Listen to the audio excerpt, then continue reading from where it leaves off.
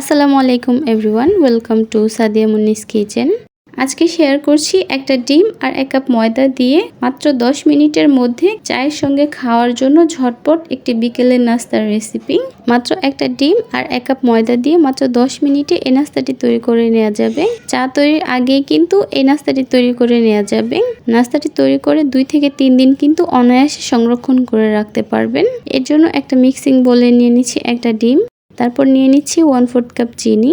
এবার এই ডিম আর চিনিটাকে একটা হ্যান্ড উইক্সের সাহায্যে কিছুক্ষণ ফেটিয়ে নিচ্ছি। চিনিটা গলে ডিমের সঙ্গে খুব ভালো মতো মিশে যাওয়া পর্যন্ত ফেটিয়ে নিলেই হবে। দেখতেই পাচ্ছেন ডিম আর চিনিটা খুব ভালো মতো ফেটিয়ে নেওয়ার পর কালারটা কিছুটা এরকম হয়েছে। এ পর্যায়ে আমি এখানে দিয়ে দিচ্ছি 1 কাপ ময়দা, আপনারা চাইলে আটাও দিতে পারবেন। দিয়ে দিচ্ছি 2 টেবিল চামচ গুঁড়ো দুধ। গুঁড়ো দুধটা দিলে নাস্তাটার টেস্ট খুবই ভালো আসে, তবে আপনারা চাইলে বাদও দিতে পারেন। এবার দিয়ে দিচ্ছি হাফ চা চামচ বেকিং পাউডার, দিয়ে দিচ্ছি 1/4 টিস্পুন লবণ। এবার আমি এই সব কিছুকে খুব ভালো মতো মিশিয়ে নিচ্ছি।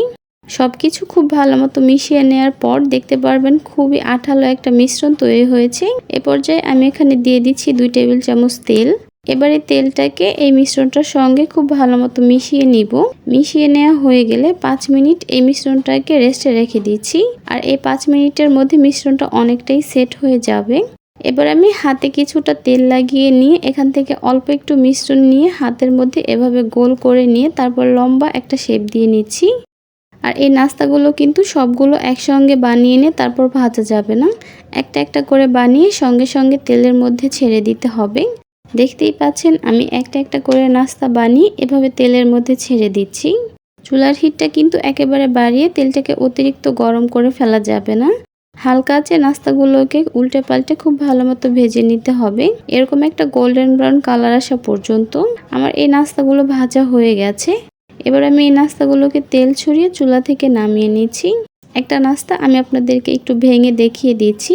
দেখতেই পাচ্ছেন নাস্তাগুলি কতটা লোভনীয় লাগছে। বিকেলের চায়ের সঙ্গে এই নাস্তাগুলো খেতে কিন্তু দারুণ লাগবে। তো আশা করছি আমার আজকের এই রেসিপিটি আপনাদের কাছে খুবই ভালো লেগেছে আর সহজও লেগেছে। তাহলে আজকে এ পর্যন্তই। সবাই অনেক বেশি ভালো থাকবেন, সুস্থ থাকবেন। আল্লাহ হাফেজ।